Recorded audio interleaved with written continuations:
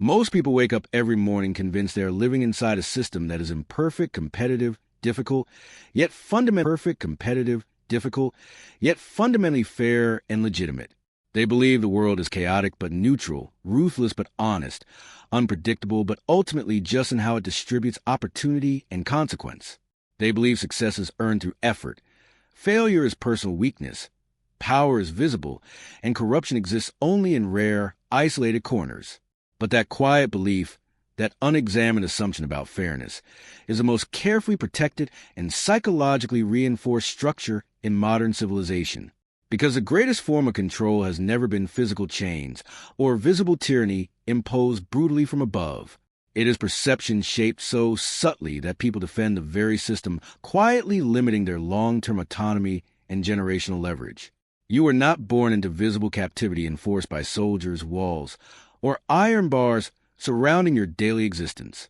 You were born into a narrative carefully constructed before your arrival, a story explaining how the world supposedly works, a story about freedom expanding endlessly, a story about opportunity available to anyone disciplined enough to pursue it relentlessly, a story about equality before institutions designed to appear neutral, rational, and procedurally fair, a story about hard work inevitably leading somewhere meaningful, stable, and socially rewarded over time. And the reason that story survives across generations is because it contains enough truth to feel authentic.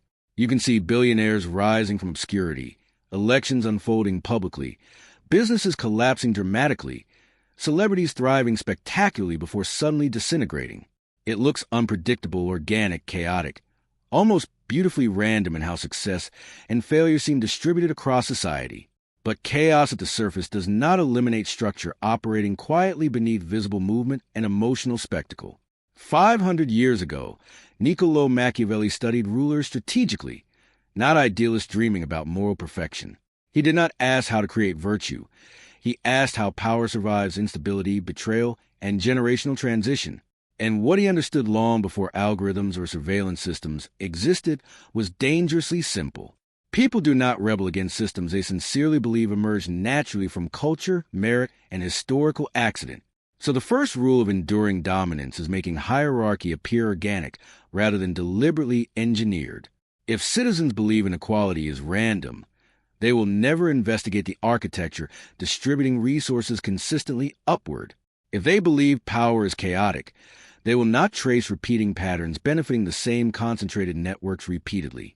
Modern elites perfected invisibility by making engineered outcomes feel accidental, inevitable, and socially normalized over time.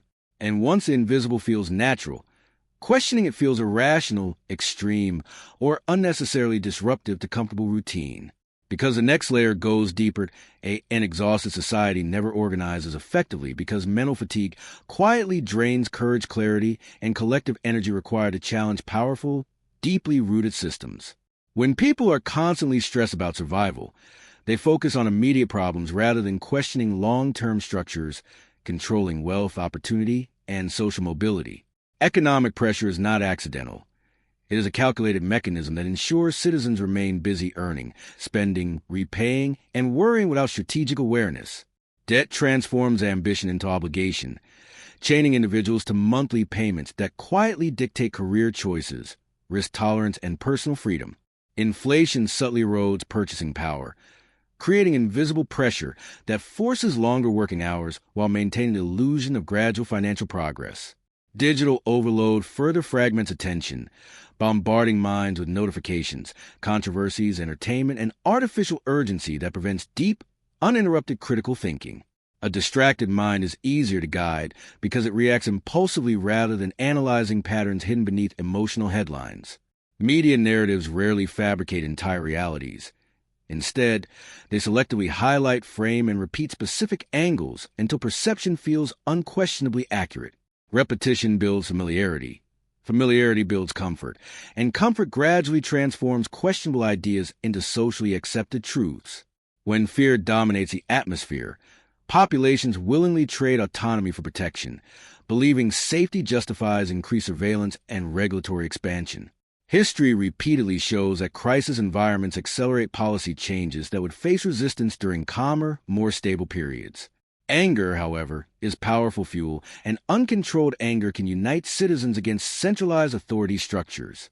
Therefore, anger is carefully redirected toward lateral conflicts, ensuring communities blame each other instead of examining institutional frameworks. Political divisions become theatrical battles where opponents appear dramatically different, while underlying economic structures remain largely untouched. Cultural debates consume emotional energy daily, creating constant outrage cycles that distract from financial legislation, quietly shaping generational wealth distribution. Social media algorithms amplify polarizing content because strong emotions increase engagement, and engagement increases profit and behavioral predictability. Predictable behavior benefits power because populations that react consistently can be managed through carefully timed messaging strategies. Education systems often prioritize memorization and compliance over critical analysis, unintentionally producing workers rather than independent strategic thinkers. When curiosity is discouraged and questioning authority is labeled disruptive, intellectual courage slowly diminishes across generations. Comfort becomes a modern cage, offering entertainment, convenience, and digital connection in exchange for deeper structural awareness. People rarely rebel against systems that provide relative stability, even if that stability quietly limits long-term autonomy.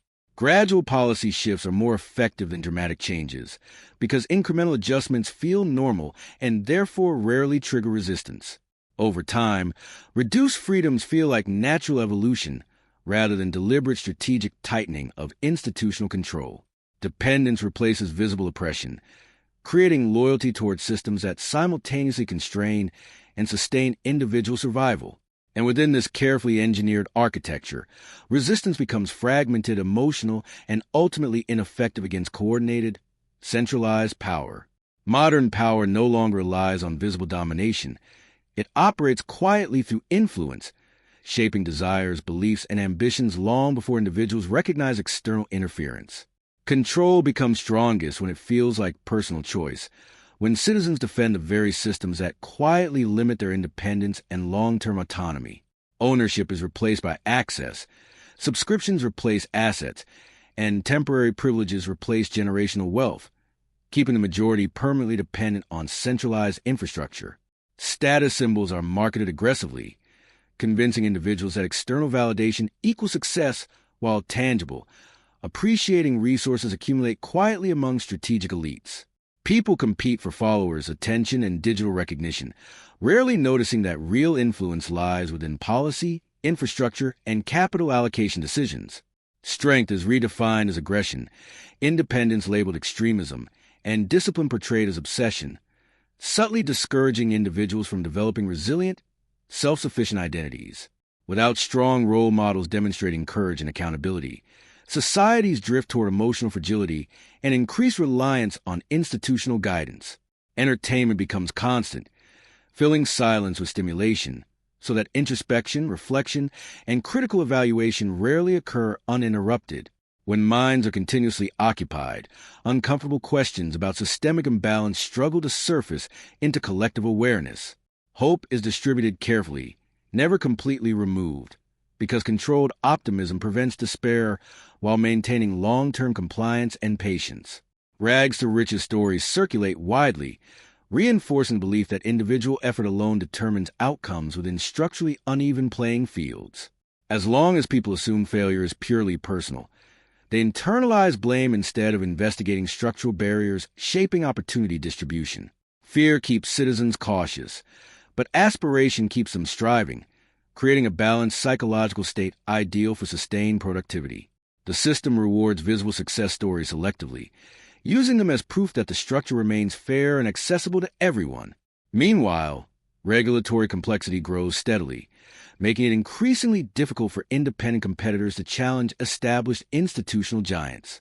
Data becomes a new currency, collected constantly, analyzed silently, and used strategically to predict behavior and influence decision-making patterns. Predictive systems allow power to respond preemptively, neutralizing potential disruption before it transforms into organized resistance. Community bonds weaken when individuals prioritize personal branding over collective responsibility and long-term solidarity. Isolation increases vulnerability, because fragmented individuals lack the unified strength necessary to demand structural accountability. Gradually, society adapts to limitations, redefining reduced expectations as realism rather than recognizing systemic constraint. Language itself evolves carefully, reframing controversial policies with softened terminology that reduces emotional resistance and public scrutiny. When definitions change, perception shifts, and when perception shifts, boundaries of acceptable control expand quietly. True power remains largely invisible, operating through incentives, narratives, and normalized structures rather than overt force. The final code is simple yet profound. Shape perception, divide unity, engineer dependence, weaken strength, and regulate hope. And once you recognize this pattern clearly, awareness itself becomes a first step toward reclaiming independent thought and authentic autonomy.